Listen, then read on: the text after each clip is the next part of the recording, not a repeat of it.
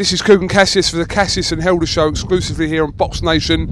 We're in Enfield Park. Enfield Town Park, yep. Yeah, beautiful day, a little bit windy. With me, I've got super middleweight. I keep wanting to call you a prospect, but you're coming out of that prospect tag now, aren't you? Frank Buglioni, how are you? Yeah, very good, thanks, Kugan. Yeah? Yeah, obviously Kugan's 30 minutes late because he's, I don't know whether his sat-nav's wrong or he just can't get up in the mornings, but had to coach him to just to find this location. I left in good time today, but what it is, you do your runs at like now 11 o'clock. I do my runs at like 6, 7 in the morning. So, you know, I did like 2 hours today. Did about 40 miles. So, yeah, that's why I'm late. So you had your night out, you went straight on your run from your night out. Yeah, literally rolled in at 5:30, quick shower, done my run, yeah. I'm here. That's it, lovely, dedicated. Absolutely. Coming off the back of a good win for you over Ribchev at York Hall, got the stoppage win. You must be pleased. Yeah, I was very pleased. Me and Steve obviously sat down and analysed the performance, and we've looked at the positives, and we're working on the next step now. It was quite a big pressure fight. Obviously, change of trainers, change of scenery, doing something new for the first time. And Ribchev, he's a game tough boy, so you want to go in there, you want to look good, and get a good win, and I think that's what I achieved. So now onwards and upwards, looking forward to the next chapter. Absolutely. In a division now, it's probably touted as the strongest division domestically there is in this country, and you're still trying to sort of put yourself into that mix, aren't you? Yeah, without a doubt. You've obviously got the top guys, George Groves, Carl Froch, James the Gal. I think in 18 months' time, where they're all going to be, I think Carl Froch will be happily retired, sitting in one of his £10 million houses, rightly so, well deserved. George Groves and James the Gal probably battling it out. If not, one of them will have a world title. Paul Smith, he boxed very well the other day, so he'll probably be looking for that rematch. If he can get it over here, then he's got a good chance of also becoming a world champion. Callum Smith and Rocky Fielding, just a step below, alongside myself. And 18 months' time, hopefully, we'll have some domestic dust-ups. And then you've got a few other boys just lurking, waiting in the wings that'll also come through. So it's a very good division, and it's one I'm excited about. Definitely, and like I said, this time next year you don't know who's going to be a world champion at that weight. Obviously James the Gal's got his IBF thing coming up, George Groves got his WBC thing coming up, so it's all exciting, and it will give, like I said, the people on the sort of step below the chance to possibly fight for these titles, big domestic fights.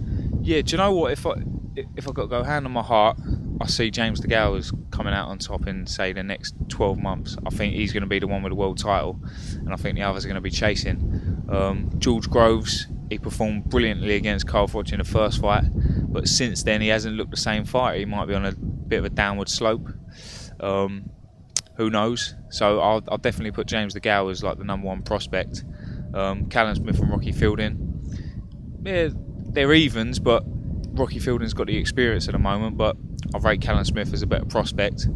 I think Paul Smith's really only got one more fight in him, 2 fights max. So yeah, and myself, I'm doing good things with Steve, getting a lot of good experience, and within 18 months, I think it'll be myself, Callum Smith, James the Gal at the top of that tree. I don't know how many times it's going to keep being referred to, but how often do you think about the Kamitsky night? How often does that play on your mind? It don't really play on my mind anymore. It's, to quote George Groves, everything happens for a reason. That for me, that was the turning point in my career, and a lot of champions, a lot of good fighters have said that. Steve Collins himself, he took a fight too soon with McCallum, and he said he learnt a hell of a lot, and he come on, and that's what made him the man he is today. And obviously went on to win 2 world titles and defend them successfully 7, 8 times. So for me, that was a brilliant learning curve, and yeah, I'll have my revenge on Kamitsky hopefully in the new year, and yeah, I'll be again. I'm very excited to get that fight under my belt. Is there too much of an emphasis on preserving and maintaining an unbeaten record in boxing, or is it important? Nah, do you know what? I think there is a little bit of an emphasis on the unbeaten record, and unnecessarily so. UFC they've all got sort of 50-50 records because they put on the best fights possible. I mean, the likes of Mayweather, Joe Calzaghe, yeah, they fought the best and they remain undefeated, so they'll go down as all-time greats. But I mean, like Sugar Ray Leonard's, Tommy Hearns, Marvin Hagler's, Duran, they all had defeats because they all boxed each other, and that made it such a good era.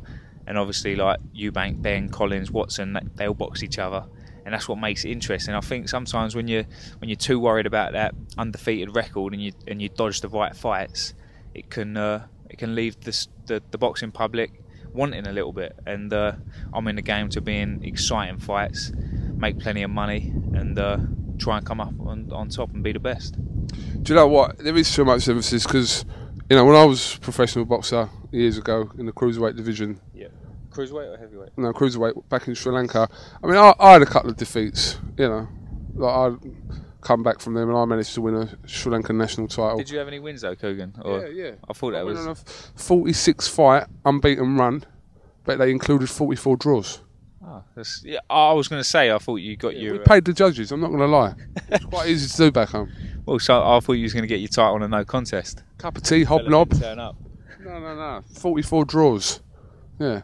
Apparently I lost them, but it was given a draw. So don't worry about it, it's cool, you know. I suffered a couple of defeats myself, so if you need any advice about how to come back from this stuff, come and speak to me. You know? Listen, it happens. If you fight the best, Kugan, you're going to suffer them defeats at times, but as long as you come back from them, it don't matter. I know. Do you know what? On a serious note, it's like when someone's perceived to be padding out their record, they get slated. They get put in with quality opposition, which Kamitsky is, and then they get slated as well. So what do? Do you know what I mean?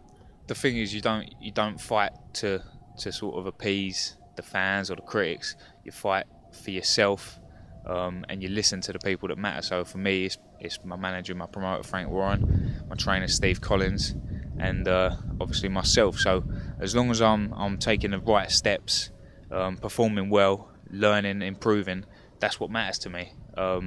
So yeah, obviously when I first started, I had a few padded record fighters, but I also had some decent tests and some decent challenges. So yeah, I'm very pleased with the way I've come, and I wouldn't change that Kamitsky fight for the world. How's the trainer transition gone? How's it going, rather?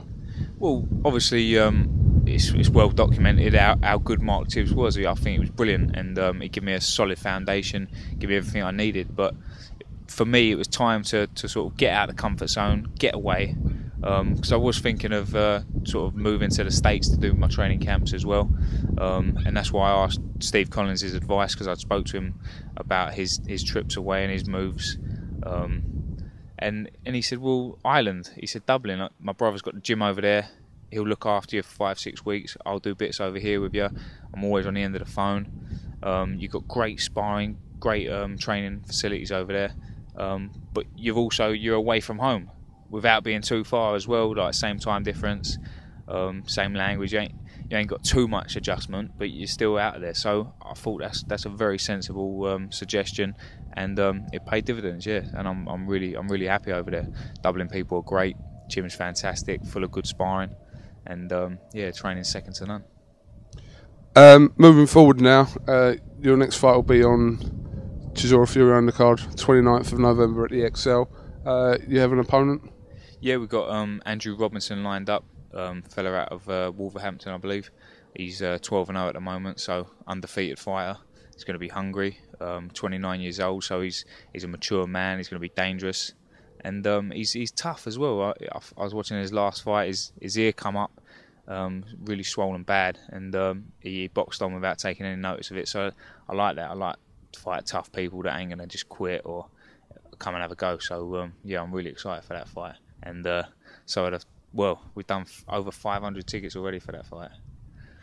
Always with the tickets, Frank. Always with the tickets. I think we've got Billy Joe Saunders and Chris Eubank to thank for that. They've done a good job hyping that fight, and I think it's going to live up to big expectations. Obviously, it's a massive bill. You've got some great grudge matches. So yeah, that's what sold it.